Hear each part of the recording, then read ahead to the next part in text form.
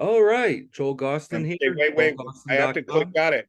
I had to click got it. Okay, now I click got it. All right, I'm ready now. We're officially on board. Rewind. Joel Gausten from joelgausten.com here. I am joined by one of my favorite singers, Mr. Jack Grisham. Jack, hello from New Hampshire. Now, good afternoon from Huntington Beach. Yes. What's the West Coast treating you today? Yes, and I'm smoking in the house, so that's the problem. No, it's sad. It's like I grew up in a world where smoking looks cool, and it doesn't look cool to kids these days. Well, that ain't such a bad thing when you're waking up at 3 a.m. hawking up brown chunks of shit, you know? Well, yes. Yeah, I'm just puffing a cigar, but look, let me show one of my favorite drummers in the world. I can show you. So if you're a kid and you want to play in a punk rock band and you want to look cool when you smoke, let me show you. I'm going to show you right. Uncle Jack's going to show you the coolest way to smoke. Is this bothering you, Joel? No, I'm good. I'm good. Okay. So you take your cigarette, this is a cigar, so I'm not inhaling. You take your cigarette and then you flip it inside your hand. So you see how this is here, and then you puff it like that, and that's how to be super cool. If you want to be hardcore and smoke, it's like that. All right, good. Now we got that over. Excellent. Well, you're somebody I can talk to for hours about any number of topics, but I wanted to bring you on to talk about a specific topic, a specific band, and a specific record. And that is the news that blew my mind that there's a recent vinyl reissue of If Anger Were Soul, I'd Be James Brown by Tender Fury. Tender Fury is a band that you were the singer for a few years. So I want to kind of focus on that. I'm just beyond excited that this record has a new life in 2023. So I thought we would chat a bit about it. But before getting into the whole Tender Fury thing, obviously I think it's necessary to give kind of a brief history lesson going into what became Tender Fury. Obviously, you started out singing for Vicious Circle. You and the late Todd Barnes from Vicious Circle end up becoming part of the classic T.S.O.L lineup. You do a few records with those guys. You leave T.S.O.L in '83, start a band called Cathedral of Tears, which was one record, right? With Cathedral of Yeah, Tears? one record. Right. So that kind of goes into Tender Fury, which I think timeline wise was what, 86, 87, around that time? Something like that. Yeah. So, sorry about that. You hear these fucking motors. I live on the main drag running down the beach, so it's like every once in a while you get guys that like to. I don't know what they're doing out there. Anyway, yeah, it was around. It was yeah, that was when it was 86, 87, something like that. And how did that come about? Because obviously you had done the Cathedral of Tears thing, you had the record. Why didn't that sort of see the distance to where you'd have to start another band? Well, I'm not like a very aware cat. Like I really don't know what's going on. I mean, I really am basically just clueless about what's happening about anything. And I had left TSOL. I joined Cathedral of Tears. I just wanted to do something as far away from TSOL as possible. I was tired of the violence, tired of all the posing, like the tough guy posing. It's just like, yeah, fuck that. And people talk about me being violent, but I might have been violent, but I never stood around like being a bully and fucking posing like a tough guy. It's like, spare me, man. So I go into Cathedral of Tears and I'm drinking and doing blow, taking pills and drinking and just wearing ladies' pantsuits and just being fucked. Just basically just not there's anything wrong with a nice pantsuit. I'm not saying that, but it was more for me just like, hey, yeah, I got this band so I can go to these clubs and drink and hang out and just like that. It was just like kind of scene stir kind of stuff. And then the same thing when Tender Fury started, it was more like, I it was a lot of just drinking and fucking off. I didn't take it really seriously. Like I wasn't aware. I was never aware of music or what was happening, or that there was some, God, I want to punch my own self in the face for saying this, some craft to songwriting. It's just like, yeah, you throw this together, like it doesn't matter what you say, blah, blah, blah. It's just that's how I looked at it. And anyway, so basically the beginning of Tender Fury was just drunken foolishness. That's what it was. It was, hey, did we get paid? Yeah, where's the money? I spent it on cocaine. That's what that was, until I got sober in 1989. January 8th of 1989, I got sober, and I woke up and I started looking at my life again. A lot of people, they don't understand the sobriety thing or whatever it is, but it's just enough to get your head clear, so you can, for guys like me, so I can wake up a little bit, wake up and appreciate the fact that I play music, appreciate the fact that I can do this, and really look at, what is it to play music? What are you trying to say? What are you doing? What's a song? How's a song work? And just so I had just basically woken up in 1989 at 27 years old, woke up and said, what am I doing? And Tender Fury, If Anger Were Soul, was the very first record I made after I woke up. And there were some interesting things kind of leading up to that album and that era. A couple of things significant. I'm a drummer, so I focused on the drums first. When Tender Fury did the first album in '87, Todd Barnes, right, T.S.O.L was drumming. Why did Todd kind of do the first album, and that was kind of it for him? 1 second, sorry. And fucking neighbor, damn his pipes. Okay, so Todd did the first record, yeah. Right. Why didn't he stay on beyond that point? He was doing a lot. He was doing a lot of speed. He was doing a lot of speed. He was having sketchy. I love Todd. Todd was great, but he was having arthritis problems in his knees, couldn't play. He had gone to jail for stealing car stereos, and just, it was just, we just kind of like it just, and he loved his picture on that Tender Fury record. He said that's the best he's ever looked in his life. He just loved that photo of himself, man. And and then we moved on, and then John Guerrero played drums after that. Yeah. And at some point, now this goes into the second Tender Fury album, Garden of Evil, which was produced by Hunt Sales, who ended up being your drummer for a while. How did Brother Hunt? Orbit? Yeah, how did he get into your orbit? I can love Hunt. Hunt came, Triple X Records kind of hooked me up with Hunt, and we just got to be friends. As a matter of fact, Hunt and I were just talking the other day about getting together and doing a single together, just going and knocking out a single. But Hunt just got to be a really good kind of friend and mentor, and we played together for a while. We played together for like a year, probably. It was probably a year, and just fun. And he was, because Hunt's showbiz. He comes, Soupy Sales, old showbiz, and he used to tell me, he'd say, Jack, because I'd be bummed out about, maybe poor turnout at a show or something, and Hunt would say, Jack, success is playing on a Saturday night. That's what he'd say. That was his, if you're still playing shows on a Saturday night, you're a successful musician. And that goes back, that's that old kind of showbiz thought, you're not paying to play, you're playing on a Saturday and there's people here. So, and Hunt was pretty funny. One time Hunt told me, he said, he goes, one day you're going to find yourself and you're not going to be too happy about it. So he was great for me.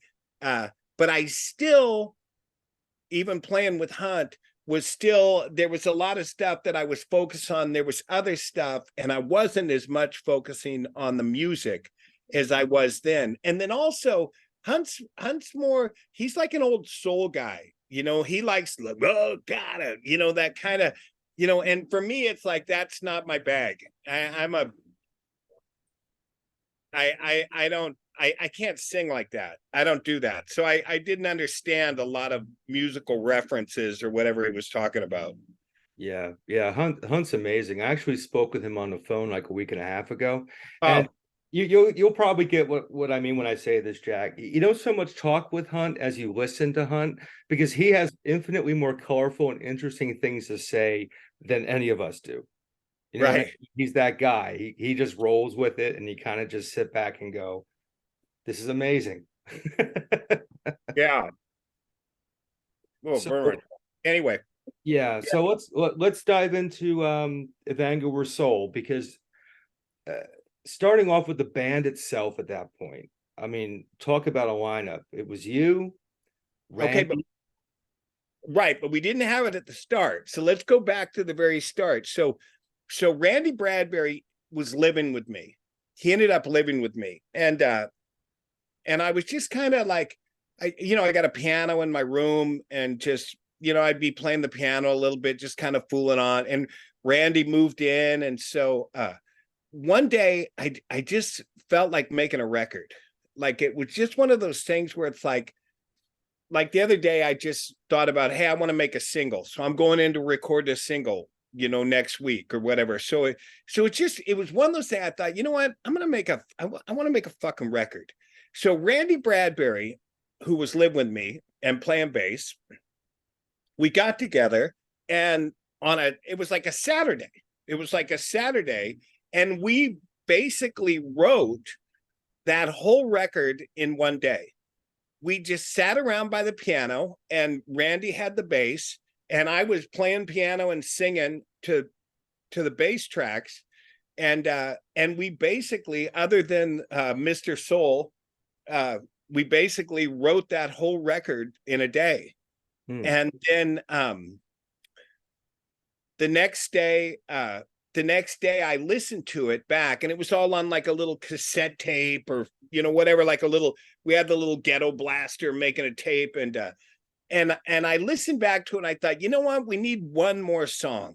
We need one more song. So I wrote the last song on the next day was the last song. And it was, I don't even remember what the name of it is, but anyway, is God still blessing you? Tell me now, whatever the hell it is. But I wrote that the next morning. So now we had this cassette of these songs, and then we're trying to figure out, well, what are we gonna do? Who are we gonna get? And so Randy and I were both friends with Josh Freeze. And so Randy reaches out to Josh and Josh says, yeah, I'll play drums. I'll do it, because it's such a quick, it's one day. It's like, we're going to come in, do it, knock it out in a day. And then I thought, well, let's get Frankie Agnew to play guitar because I love Frank Agnew and I have worked with him. I mean, hundreds of times, he and I sit around and just write shit that no one's ever heard. We just record it for our own personal use, man. When I die, it'll come out. People go, God, why did you never release that? And then so we had Josh and then Frankie and Randy, and then I called Ronnie Champagne Hmm. and who had engineered Jane's Addiction, done some stuff, and so Ronnie was our guy to record it. Well, let's stay on that for a minute, because one of the many things I've always loved about that record is just how it sounds sonically. It's such a crisp, powerful sound. And you worked with a great producer in the past, obviously Tom Wilson, who had a very characteristic sound and a very important sound to a lot of records. How would you compare working with the two? Well, for me, look, and once again, this goes to me having exactly no idea of what the fuck is going on. I just like them as people. Do you know what I mean? Like I never sat there and said, "Well, Ronnie sure gets a hell of a guitar tone. Let's go work with Tom." Or or Tom. God, have you ever heard that snare sound he gets? I fucking never. You have never heard those words come out of my mouth ever. It's like, hey, Tom makes records. I like Tom. Let's make records with Tom. Or Ronnie makes records. Let's make records with Ronnie. It really is like that. I'm not sitting there looking at their past work and saying, "Oh, well, they did this record and this." I fucking don't even think like that. It's just maybe, hey, he worked with these people and these people. Okay, great, let's do it. But it's really, for me, it's about, do I like this person? Can I sit with them? Can we talk shit? Can we have some fun? Can we just all get together and create something cool? And that's kind of basically why I work with people, because they're cool. It's like they're fun to get along with. I realized it the other day. I was sitting with Keith Morris and a couple other people, and they were talking music shit, and I was thinking, I was so out of place.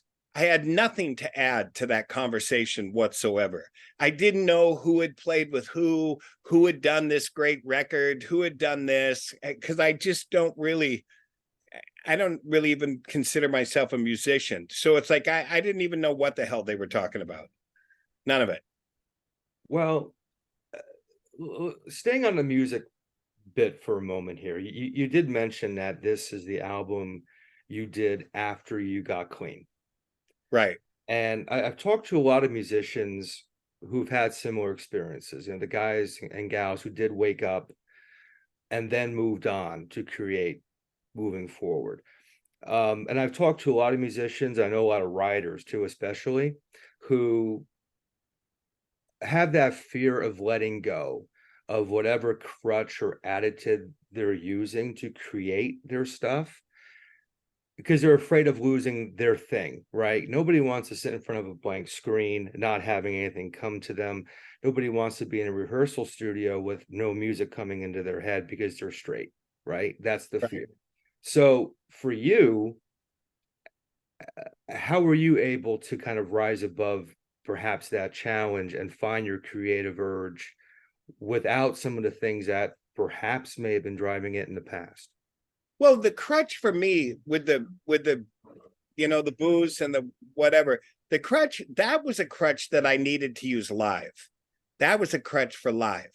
But we're not talking about live. We're talking about just sitting together with friends and just playing.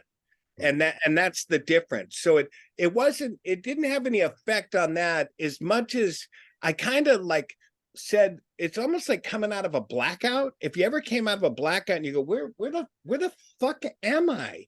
Where am I? It's like, what? I'm married. I've got kids. I fucking make records. What the fuck?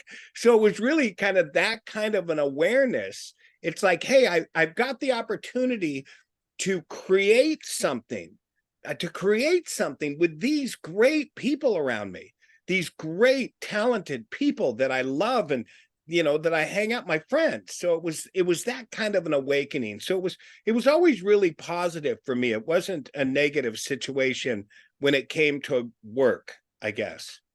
Right. And then it made me also think, what am I want to sing about? What am I talking about? And we can get to that. But yeah.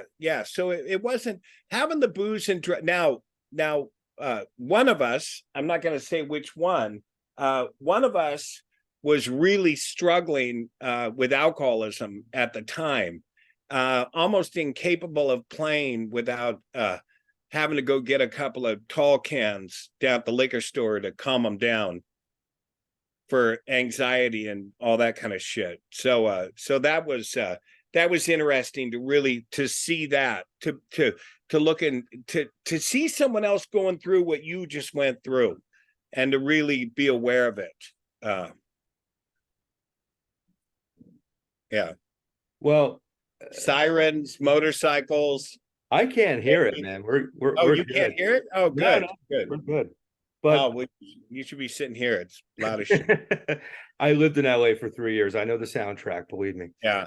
Um, I've always gravitated towards artists who I feel reach for something, They don't necessarily get it, but I can always sense when someone's trying to go somewhere else.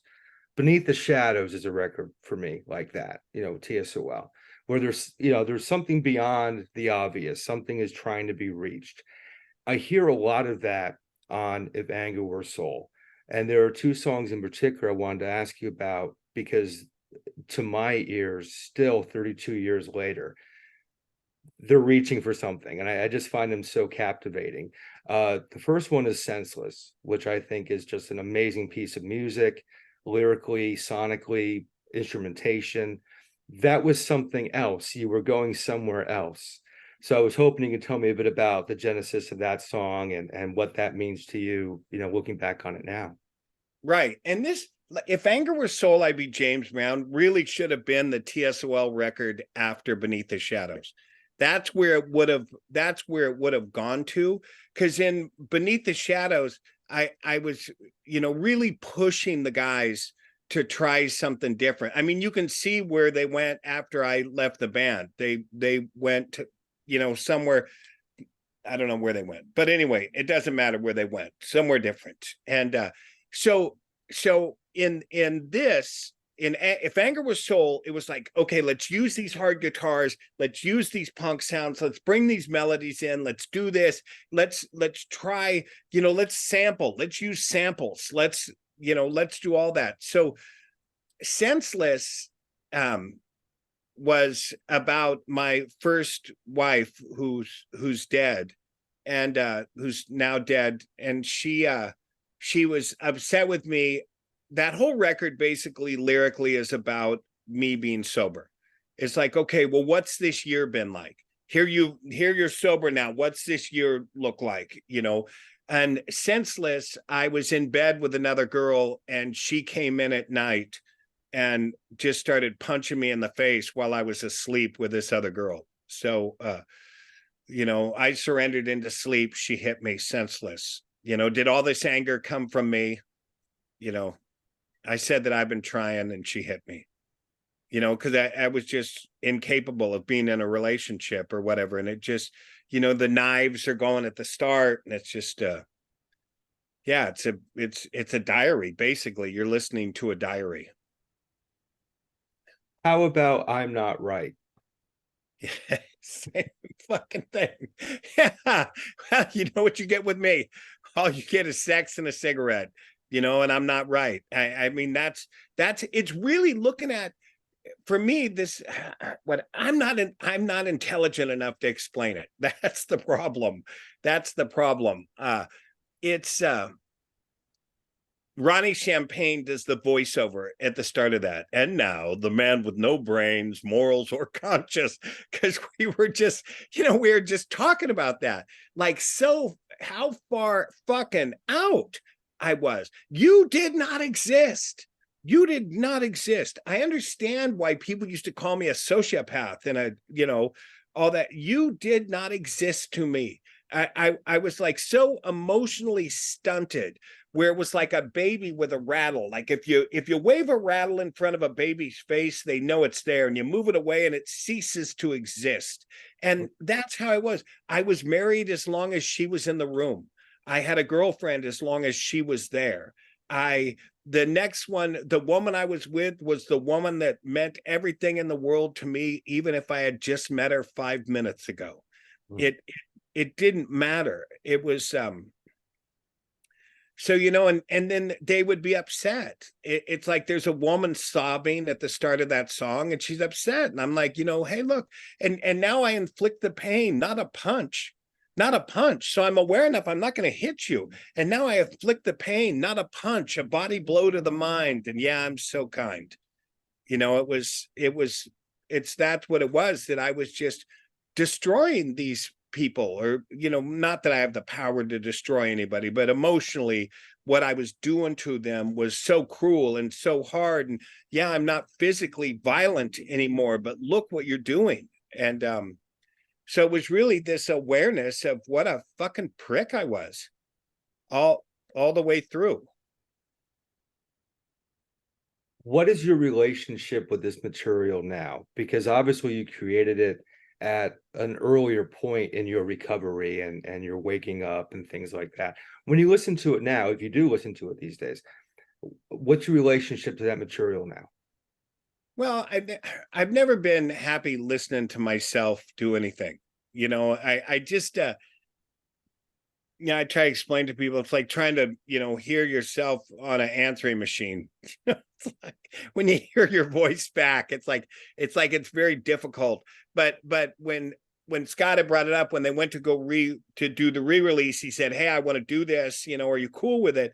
Then I had to listen to the remastered tracks, and it sounded great. I liked it. That was that yeah, there's so many songs. The one, God damn it. I was thinking one of the guys that helped me had just died. Like, why, what do we live for? What do we live for? God must be joking. What do we live for? Why am I still fucking hanging around? And this great guy that helped me, I had relapsed one night, and this guy had helped me, got me home. He showed me nothing but understanding and kindness, told me, "Hey, Jack, you probably got a problem with alcohol, blah, blah, blah," and was so good and so kind to me. And 2 weeks later, he went out and shot heroin for the first time, and he died that night in the car. And, it's like, what? And it's me questioning that. And I know some of this may be real high school God question shit, but I'd never asked them before. I never thought about any of this. I never thought about any of this. I never looked at myself in one bit. I never questioned my behavior. I never questioned my actions. There was no mirror pointed in my direction that wasn't skin deep. That was it. I'm curious, when you put this record out and you've got songs like the ones on the record that are saying what the songs say, what was the reaction like from your friends and your pals and people in the scene with what you'd created at that time? Well, the trouble is, I think, like, musically what was going on right now, like at that time in the California scene, they weren't really doing this. This record was kind of ahead of its time in that kind of thing. And so they weren't really doing it. Did they really understand what was happening? I don't know. The guys that played on it liked it. I never have trouble finding people to record with. They always want to. I tear myself up pretty bad, but I never have trouble finding, successful, great musicians that say, "God, I'd love to play with you. Let's go. Let's do it." So I think it was well, I remember there was a magazine in England that said, we need to start a Jack Grisham relocation fund because America doesn't appreciate him. So it was kind of funny, but it was I guess it was well received, but there wasn't much of a scene going on or whatever at the time. I don't think people really understood what I was trying to do. Ever. I mean, they didn't understand Beneath the Shadows either. They didn't know what that was. It was just like, what is this? So but musically, everyone dug it. Everyone said right away, they said, "Okay, this record's great. This is a great record." Well, I remember in those days, I'm from Jersey originally, so I'm an East Coast guy. And I was a kid in those days, still in grammar school, going into high school when that record came out. And at the time, I was really obsessed with like all the stuff on Triple X because those were the California bands, and I'm from Right. Jersey. So, you have a fascination with things you're not seeing in front of you. So I know the record got out there, to my side of the country. How successful was the record for you guys? Not at all. No. No, at all. And I will tell you a funny story. So the Village Voice, I think the Village Voice, they wrote a really nice review. There was a really nice review in the Village Voice about that record. And they said that I wrote like Graham Greene, and, lyrically I wrote like Graham Greene and blah, blah, blah. And, and they were basically just really, really kind about that record. And then there was a kid, and his review on a 10-cent fanzine that he had printed at Thrifty's ice cream parlor somewhere on a Xerox machine. on a 10-cent review, his review of If Anger Were Soul, I'd Be James Brown was, if shit were money, Jack would be rich. It was a one. It's like Spinal Tap, shit sandwich. You know, Oh my. so it's like a one line. Like, and the funny thing is, when I read that, I thought, God damn, that kid's right. God, he's right. So it didn't matter that this, you know, a periodical note, you know, a thing of note, a periodical note that said, hey, it's great. This kid with a fucking 10-cent fanzine said it was shit. And I thought, he's right. Those other people have no idea. You almost kind of want to frame it just because it's so kind of genius, and it's Yeah. fucking Yeah, it was pretty funny. But so is that why this ended up being the final Tender Fury record? I just I didn't think there was anywhere left to go with that. You know, it's sometimes, you know, somebody asked me the other day, they said, why don't you just do these records under your own name? Why you make up these bands and then you take them on this progression, then you just kick them loose and, you know, and start something else. And I kind of like the fun of that. Just like, okay, well, I've played out that band. Now let's move to a different band. You know, and I started playing in the Joykiller after that. So Right. And those are great records. And of course, you know, our good friend Paul Rossler was part of that at one point. And you've obviously gone on to do a reunited T.S.O.L, which has been reunited, what, 23 years now, 24 years? yeah. And once again, the records I did with Paul, that Trigger Complex record, the last T.S.O.L record, is one of my favorites. Yeah.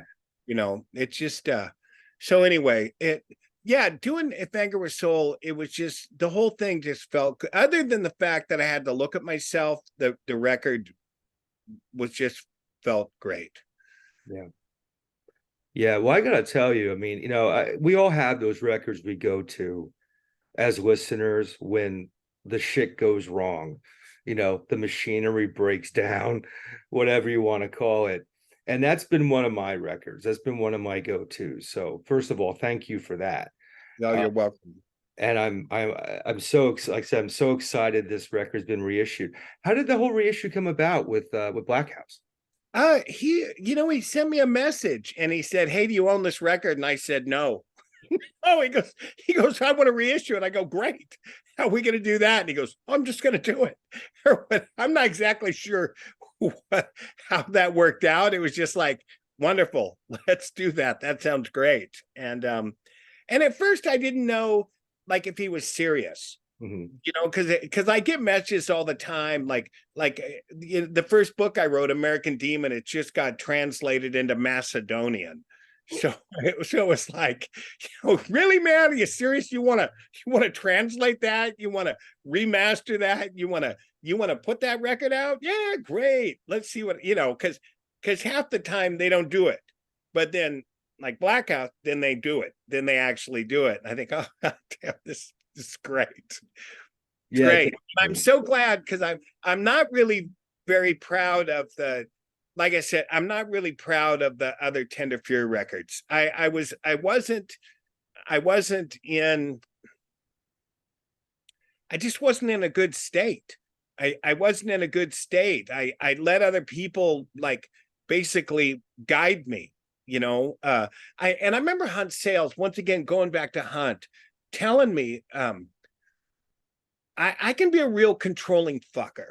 You know, I can be a really controlling fucker, but when I am controlling and see things more as a visionary, then good can come of it. The Trigger Complex record was one of those, the T.S.O.L's Trigger Complex, where I was like, hey, I'm making a fucking record and it's going to sound like this. Let's go. Paul, I'm making a record. He's like, great. You know, and so, and Greg Keane, who played keyboards on the Trigger Complex, he said, he goes, look, man, he goes, we need you to be you. Be you. I know you don't like it. I know you don't like being in charge. You don't like being an asshole, but we need you to be you.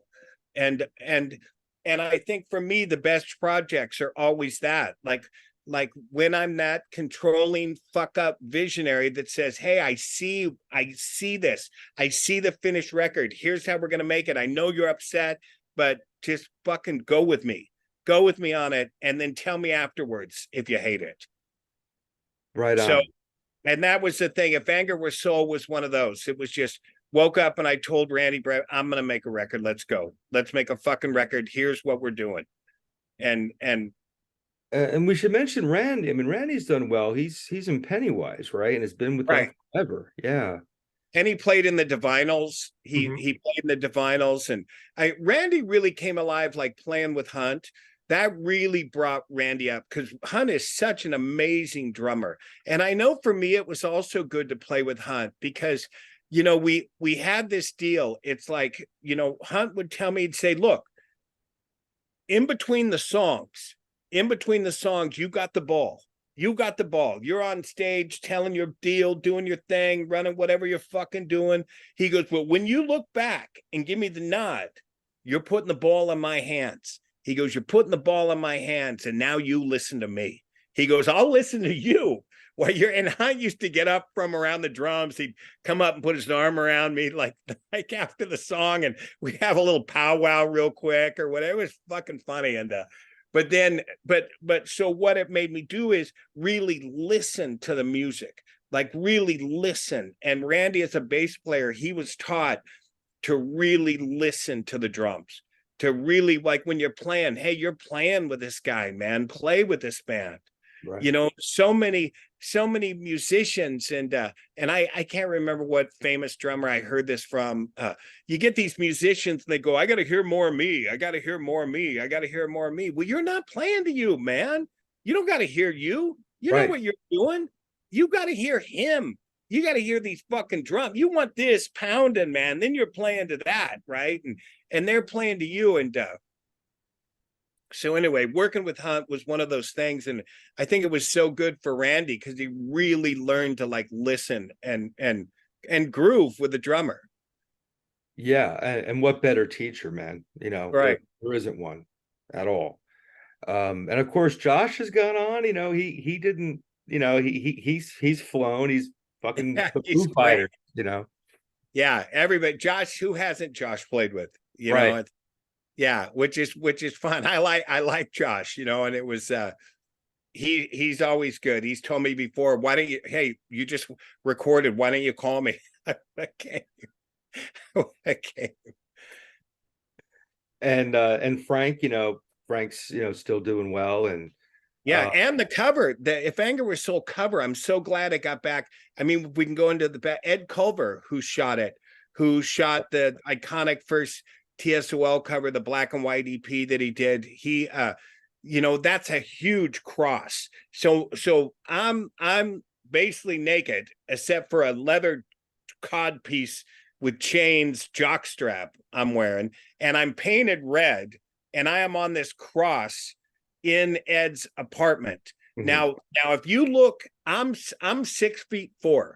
So if you put it together, you can see how big that fucking cross is, man. Because my arm span is also, 6'4", Right. and Right. there's room to spare on the arms and about 3 or 4 feet on the bottom of my feet. That cross was huge, and we shot that inside Ed's loft apartment in downtown LA. And Wow. then the art director had gone and put those thorns, the original copy has thorns around the cross, and Ed was so pissed because he wanted to do it like this Dolly painting where it was this cross floating in space. And and thank God, the guys at Blackhouse got it back to the original cover, and it looks great. Yeah, and Ed's a dear friend as well, and a talented man. And I know he's very particular with his photos. You can't mess with Ed's photos. He remembers it forever, and he holds a grudge forever. Forever. Ever. My mother, it's so funny because my mother used to go, why don't you get Ed to shoot the cover again? That he shoots a good cover. My fucking mom. Oh God. So this reissue, it's a total of 500 vinyl copies. I got the rundown here. I think it's 100 black, 100 red, 150 half red, half black, and 150 ultra clear with red and orange Yeah, stuff. and they look great. They Yeah. look beautiful. They're just they look great. And it's a really you just got to look back at the time. Like what I mean we're using samples in a rock band. You know, we're floating this stuff in. We're you know, it's still the strings. We're using strings still and the hard guitars and the you know anyway, it's a fun record. Yeah, It's definitely. I really mean, fun. And for me, you know, I can go down every song, you know, doors were closed, so to me blind. You know, what I want is what I see, baby. You know, it's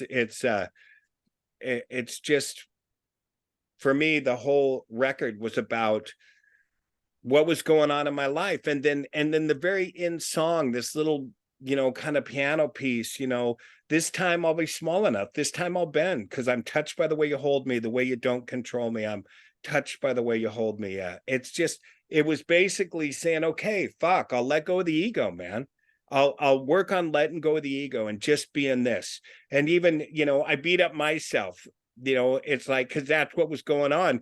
Let me tell you something. When you're still fucking acting like you're an ass, if you're acting like an asshole and you're not aware of it, no problem. No problem. Fucking, there are millions of people out there right now acting like assholes and they are not aware of it. But the problem is when you're acting like an asshole and you're aware that you're acting like an asshole and you don't want to be an asshole anymore, but you can't stop, so fucking, you know, it's like I beat up myself again. I don't know why I'm so mean. I beat up myself. I don't know what's wrong with me. You know, it was funny because what's his name? One of Zappa's kids were in there when we were recording that. It was Amit. Maybe it was Amit, and he was laughing him because Josh is friends with those guys, so he was in there while we were recording, laughing about that song. So well, I mean, look, give you an example. I love the Misfits, okay? There's a difference between writing a song like Astro Zombies or I Turn Into a Martian and writing Senseless off of Evangelist Soul. You know, to me, the most challenging thing has always been writing the fucking truth. It doesn't matter if it's beautiful or ugly. Most of the time, it's ugly if you're writing about the truth, to be honest. You know, it takes a lot to do that. That's almost the most rebellious thing you can do is kind of shine a light on yourself and go, I'm not who I should be. And putting that to music and putting it out. It's like, you know, it takes a lot. You know, I've written a couple books that have been like that. And it's like, do I want people to read it? Well, I'd rather they read that than read about, you know, how fucking awesome I am. Because that's not the truth, right? You got to put the truth down on the grooves of the record. And that's what I think you accomplished with that. well, and and thank you. I appreciate that. And see, now this is why I used to get mad at Biafra and Rollins or whatever. It's like, yeah, great, great. You guys great with the spoken word, blah, blah, blah, and the this and the government and the guy and the this and the that. Easy targets, champs. Easy targets. Why don't you fucking spin that magnifying eye right around and look at yourself? Let's hear about you. Let's Right. hear about you and how you act, you know, and that's what I think is, you know, I mean that's what I've always wanted to hear. I mean, what's the line? Fucking, it's man against self. That it's the thing about well, it doesn't matter.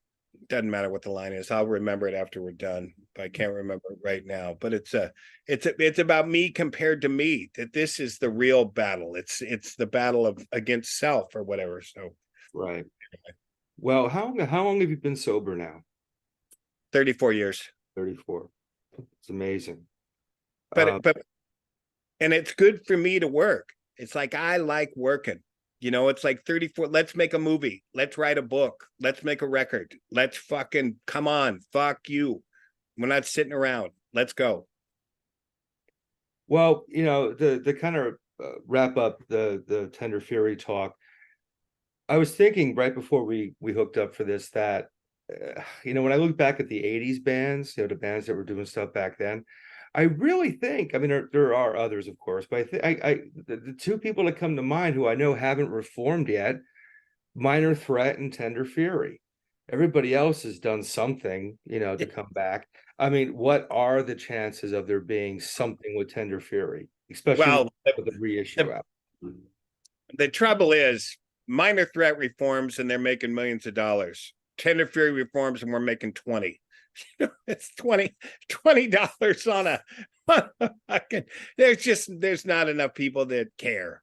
There's not enough people that really care about that one. And so anyway, that's the issue with that. And then again, I mean, yeah, it's Randy Bradbury around and Frank's around and Josh is around, but I don't see that happening. We did it, it's done. Now we're gonna go on and do, like, I'm getting ready to do this single right now with kids. They're kids. They're kids, basically. They have no real studio time. They've not made a lot of records. It's like, yeah, great, let's do it. So I can just get fresh blood. Right. Fresh blood in me. I want to be stoked. I want to walk in and have that excitement of walking into a studio for the first time or whatever. So yeah, absolutely. You gotta look ahead, and look, there's a lot of people we both know, no names mentioned, who exist in 1986 and 87, and it's 2023, man. We yeah, got for today. As and much as I love talking to you about this record from 32 years ago, because it's reissued now, as much as I love that, I'm equally stoked, if not more stoked, over the fact that you've got new music you're doing, soon, and you got a movie out, which we didn't get to because our buddy Drew Stone's going to be talking to you in a few weeks yeah, about that. and So I'll let Drew do that. and there's another T.S.O.L record coming out, a collection of singles and a couple of unheard tracks that are getting released that are actually coming out on Kitten Robot. Oh, no kidding. Yeah, That's we're doing great. that, a bunch of singles, and that's going on. And yeah, what's funny, when punk rock got started, we're looking at Aerosmith and Led Zeppelin. I'll go fucking dinosaurs. They were in their 20s. You know what I Right. mean? We're in their 20s. So now you got all these guys, like, they're like, oh, I'm punk, bitch. You're fucking 60 years old, man. You are the dinosaurs. You are now they're not even dinosaurs, you're fossils. It's crazy. The gap. Well, let's wrap up on this, Jack. I mean, you've been in the game for a long time now. I mean, Vicious Circle was what, 79? 79, yeah, 44 years. Yeah. And there have been peaks and valleys in those 40 plus years. I mean, Yeah. you know, Small but peaks, big valleys. Yeah. right. So I mean, what keeps you going? What does doing what you do give you that you couldn't find another way? Why are you still in the game doing this stuff? Yeah, I heard this thing. I heard this thing, and now whether or not it's true or not, I don't know if it's true or not, but it was something Stephen King said, because they talk about, why are you so prolific? What, you're just cranking out books all the time, and he says, his mind is a very powerful tool. It's an extremely powerful tool, and when it's focused on creating, take that strong tool and it's focused on creating, boom, there it is. And it's safe and it's useful and it's doing this. And when it's not creating, that tool says, I need to find something to fuck with. And its first target is him. So for me, it's like, if I'm not doing this, if I'm not making a record or doing something, I start getting depressed. And then the thoughts come, just stick a fucking gun in your mouth. It's like I had a firearm that I had to give up about 6 months ago because it was getting so fucking dark. I just called my friend and said, hey, you know what? You got to get this Glock out of the house, because it's just, I'm not in a good spot. I wasn't working. I'm not doing stuff, so it's like, I need to do this. And I don't give a fuck what happens after it's made. I don't care. I don't care about the T.S.O.L movie now that it's made. I don't care about any book I've ever done, any record. I don't give a shit. And I remember sitting with Tom Wilson one time, and we were listening to a Joykiller record, Joykiller 3, and I fucking love that record. And that was another one where I pre-apologized before making it. I got everybody in the studio and I said, hey, look, man, I just want to say I'm sorry for what I'm about to do to you. And I lived up to it. But I remember Tom and I listening to that record, the final listen, start to finish, both going through that record. And he looked at me and he said, and now we give it under the hands of the lame. And meaning just now you just wipe your hands of it and you just give it away, and whatever they fucking do with it, whether they promote it right, whether it sells, whether it's whatever, it doesn't matter. It's out of our hands. And I've always looked at that at everything I've ever done. You just make it and dump it, make it and dump it, make it and dump it, and make something else. No emotional attachment to the work. Yeah. No, I can understand that. It serves the purpose in that time. Is the tool you use in that moment. Then you put it away. Right. Yeah, I get that entirely. So to wrap up, I know you've got a lot of things going on at any given time. Where are the best places for people to check in and see what you got going on and what you're up to? Well, the I just hooked up with these people that are going to help me because of the reasons I tell you, because I just make this shit.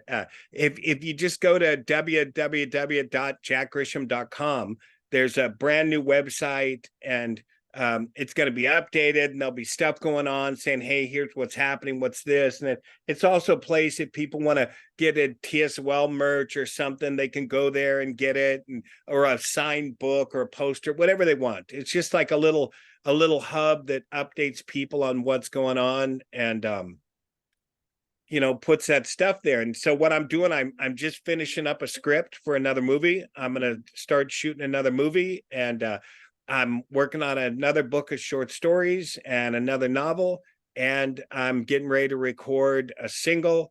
And then the plan is I will start work on a new kind of like a solo type record in January. So Excellent. that's what's gotta keep the hands busy. Keep them busy. Then I work. Keep the hands busy and off the trigger. Right. Yeah. Got it entirely, man. Yeah. Well, I'll put a Thank link. you for having me. What's that? Thank you for having me. Oh, it's my pleasure, and really it's an honor to talk to you about this record. It's meant a lot to me over the years. It means a lot to me now, and it's great that it's out there. So I'll put a link up in the video where people Love can it. hear the record and hear it, and get a sense of more about what we're talking about. It's a beautiful album, and it's so cool that it has a new chance to breathe, in the modern sense. So, Jack, it's been a pleasure, man. Thank you. Also, thank you, Joel. Have a good day. You as well. Good to see Take you, care. man. All right. Bye-bye.